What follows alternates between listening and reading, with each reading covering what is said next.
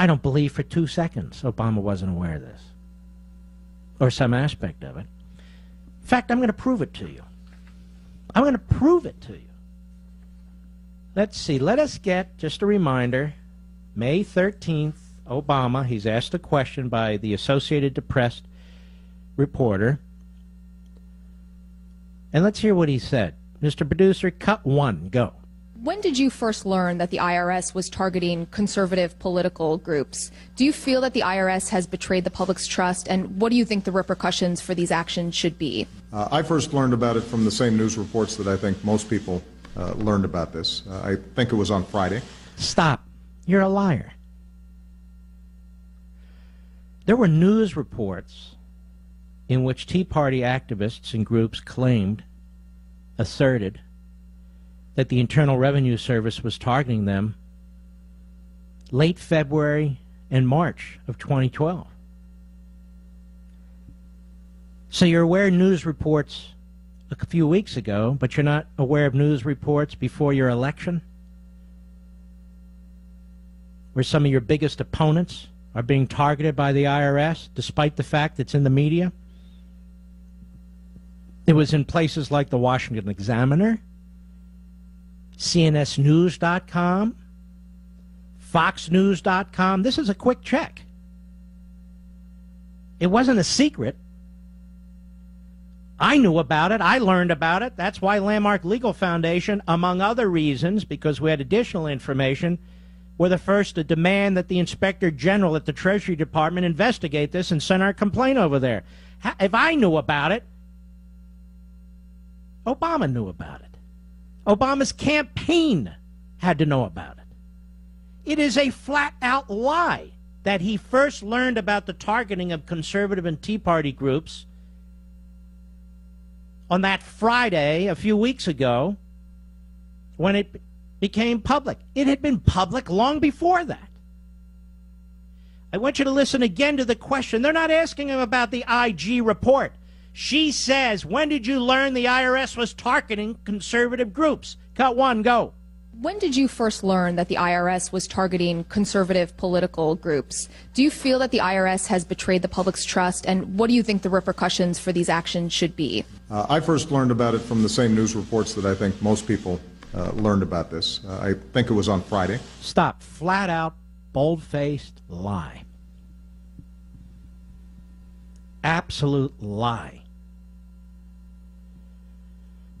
Now, another reason you need a special prosecutor, in my view, is because the president should give testimony in front of a grand jury, too. Oh, I'm sorry, it does happen. Now, he doesn't have to appear in person, but questions can be posed and answered, because they're never going to get to the bottom of it asking him questions when some reporters, hey, what'd you know about that? I mean, that's not going to do it. That's not going to do it. So it was public, very public, in numerous news outlets over a year ago. So the idea that he just learned about it a couple of Fridays ago is a flat-out lie. And we now know, of course, that the senior officials over the Treasury Department knew many aspects of this, and they covered it up to get through the election. Flat-out covered it up, including the Inspector General. Now, what's Congress going to do about it? Well, what can Congress do about it? Hold more hearings, put people under oath, and then what?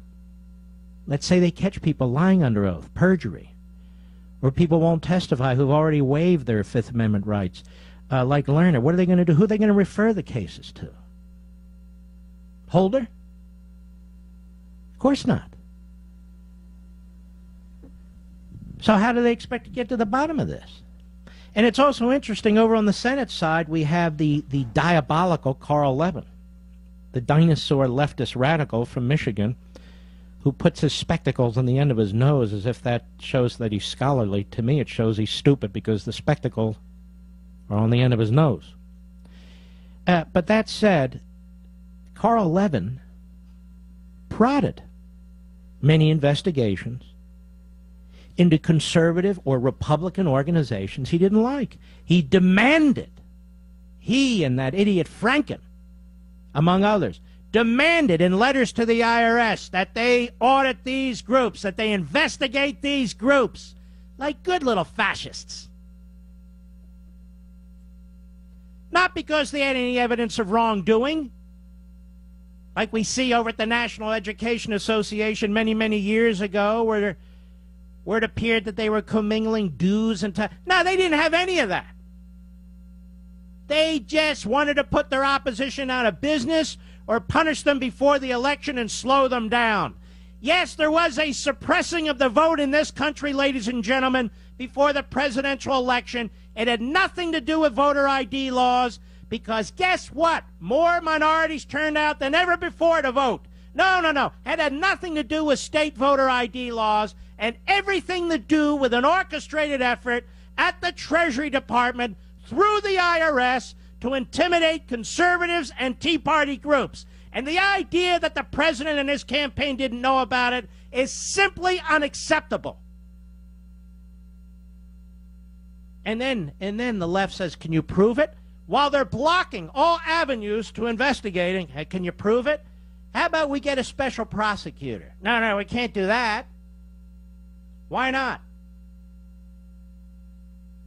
Why not?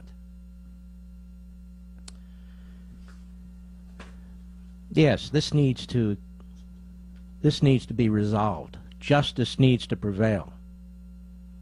People's lives were affected. People's constitutional rights were affected. The election was affected. To one degree or another, it was affected. We cannot allow tyranny like this to go unchallenged and unanswered, despite the incompetence and the timidity of Republicans who waited a year. Who waited a year to do any damn effective thing. Oh, I sent letters. Outside groups can send letters, but members of Congress can actually conduct investigations. And they did.